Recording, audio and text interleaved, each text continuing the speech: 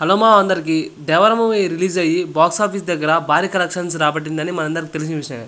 కానీ movie release అయిన దగ్గర నుంచి అందరికీ ఒక డౌట్ ఉంది. అదేంటంటే వరాత్ దేవరాని ఎందుకు చంపాడు అనే డౌట్ అయితే అందరికీ ఉంది.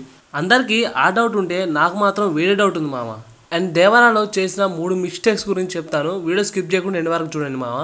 మిస్టేక్ నెంబర్ 1, మూవీలో ఫస్ట్ ఫైట్లోనే ఈ సీన్లో ఎన్టీఆర్ అన్న రోప్ పట్టుకొని అటు నుంచి ఇటు నుంచి అటు మూవ్ అవుతున్నాడు. అంతా బాగానే ఉంది, తాడు పట్టుకొని అటు ఇటు మూవ్ అవుతుండు, ఓకే.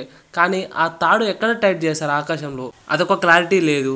మిస్టేక్ నెంబర్ 2, మూవీలో ఇంటర్వెల్ ఫైట్ తర్వాత దేవర కొడుకు వర ఎంట్రీ ఉంటుంది కదా, షార్క్ని తాళతోడు కట్టుకొని లాక్కొని వస్తాడు సముద్రం నుంచి. ఆ షార్క్ని లాక్కొచ్చే క్రమంలో షార్క్కి కట్టిన రోప్లు లూజ్గా ఉంటాయి. ఎప్పుడైనా లాక్కొచ్చేటప్పుడు టైట్ అవుతుంది కానీ లూజ్ అయితే కాదు కదా. అంత పెద్ద షార్క్ని లాక్కొస్తుంటే టైట్ అవుతుంది, లూజ్ అయితే కాదు కదా.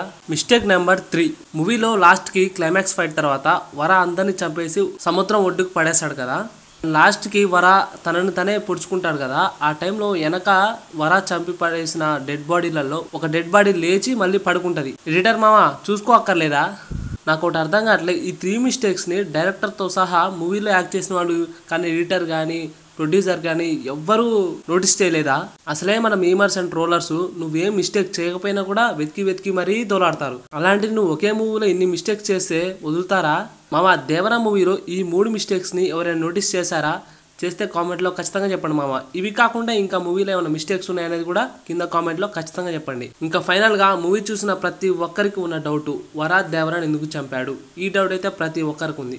మూవీని నేను పిన్ టు పిన్ బాగా అబ్జర్వ్ చేసిన, అసలు వరాత్ దేవరాని ఎందుకు చంపాడు అనేది అయితే నాకు బాగా అర్థమైంది మామ. ఎవరికైనా వీడియో కావాలంటే కింద కామెంట్లో ఎస్ అని చెప్పండి, వీడియో ఖచ్చితంగా చేస్తాను, విత్ ప్రూఫ్స్తో చేస్తాను.